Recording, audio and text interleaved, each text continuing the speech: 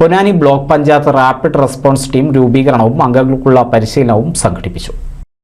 Ponnani block panchayat ജനകീയ ആസൂത്രണം 2024-25 പദ്ധതിയിൽ ഉൾപ്പെടുത്തി നടപ്പിലാക്കുന്ന ബ്ലോക്ക് തല RRT രൂപീകരണ ഉദ്ഘാടനവും RRT അംഗങ്ങൾക്കുള്ള പരിശീലനവും സംഘടിപ്പിച്ചു.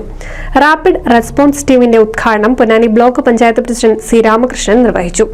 ദുരന്തമുഖങ്ങളിൽ ദുരന്തബാധിതർക്ക് കൈത്താങ്ങാകുക എന്ന ലക്ഷ്യത്തോടെയാണ് ബ്ലോക്ക് പഞ്ചായത്ത് ഇത്തരത്തിലൊരു പദ്ധതി ഏറ്റെടുത്തതെന്ന് ഉദ്ഘാടന വേളയിൽ അദ്ദേഹം പറഞ്ഞു.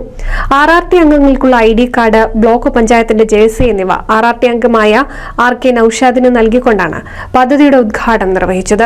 റവന്യൂ, ഫയർ ആൻഡ് റെസ്ക്യൂ, ആരോഗ്യം തുടങ്ങിയ വകുപ്പുകളുടെ സഹകരണത്തോടെയാണ് ഈ പദ്ധതി നടപ്പാക്കുന്നത്. Ponnani block panchayat vice president advocate R. Gayathri അധ്യക്ഷത വഹിച്ച ചടങ്ങിൽ സെക്രട്ടറി ലിജുമോൻ സ്വാഗതവും, ഡെപ്യൂട്ടി തഹസിൽദാർ പ്രവീൺ, ബ്ലോക്ക് പഞ്ചായത്ത് അംഗങ്ങളായ CM അക്ബർ, CV ഷെരീഫ, ഷീജ, ജയശ്രീ, രാധിക, സുമിത്ര എന്നിവർ ചടങ്ങിൽ സംസാരിച്ചു.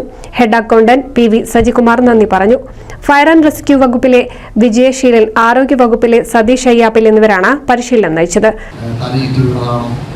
രക്തം പോകുന്നുണ്ടോ, ബോധമുണ്ടോ തുടങ്ങിയ കാര്യങ്ങൾ നമ്മൾ ഇതിലൊരു അവലോകനം നടത്തും.